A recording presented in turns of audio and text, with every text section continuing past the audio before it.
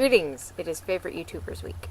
I don't really have any favorite YouTubers, you know, not any new ones. Like, I don't really watch vloggers anymore. I don't have time to keep up with anybody's vlogs. Like, I have a hard time keeping on top of, like, you know, John and Hank and this channel, and that's kind of about it, really. I'm trying to think if there are any other people I watch really regularly.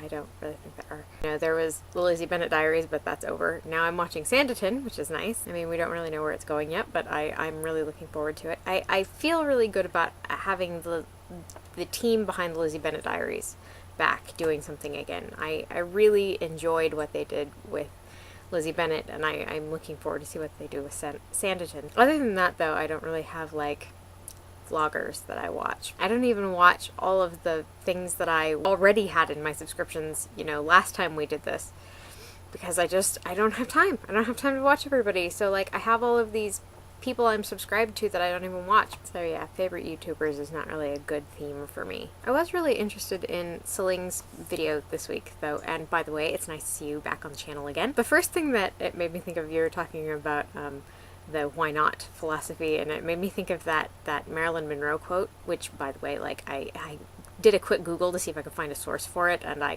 couldn't find one. I mean, I didn't look that hard, but I didn't find one. So, you know, as with all unsourced quotes, take it with a grain of salt. But you know that Marilyn Monroe quote, something like, "Ever notice that what the hell is always the right decision?" By the way, that is not true. I actually know somebody who took that as his sort of life philosophy many, many years ago, back when we were in school, and it hasn't worked out well for him, so I don't recommend following it. It sounds great, though, right? I was interested, though, in what you're talking about regarding, like, creating for an audience. I get what you mean, although I'm not sure whether you are meaning audience in the sense of, like, having a large group of people who are paying attention to what it is that you're doing, or whether you're just talking about, you know, someone seeing it. In the first case, I think, like, there are always people like Van Gogh, you know, who sold one painting in his entire lifetime, etc., you know, and didn't become famous until well after his death. I think sometimes, I don't know if this is going to make sense, I think sometimes you are your own audience. Like, sometimes you create something in order to find out what your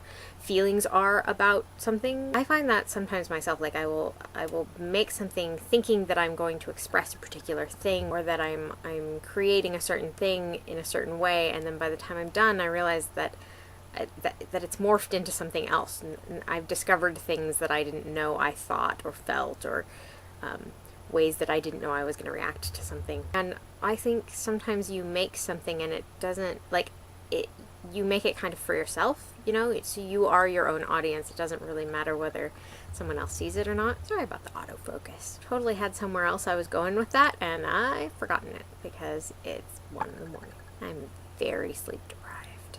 The hell? What the hell was I gonna say? What was it? So annoying.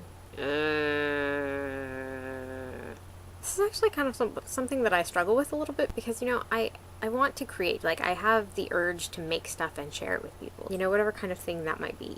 To express things and tell stories and make stuff and do stuff and share it with people, connect with people. You know, a lot of life is about doing things that don't suck with people who don't suck. But at the same time, like, I'm very uncomfortable being the center of attention, and I'm uncomfortable like, having people watching me or scrutinizing me. It makes me feel really, like, ill at ease. And it's hard sometimes to figure out how to balance that, or how to deal with that, the difference between wanting to share with people and feeling uncomfortable when people are paying attention to you.